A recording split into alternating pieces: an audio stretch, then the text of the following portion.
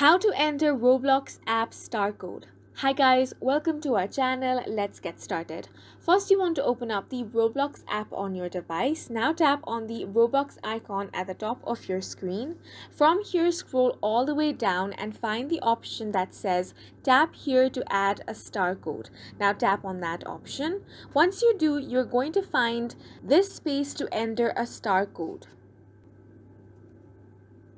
So now you want to enter the star code and tap on the add button. Once you do that, tap on this option right here to subscribe and get more. Once you tap on this option, here you can go through all of this and now tap on the purchase button.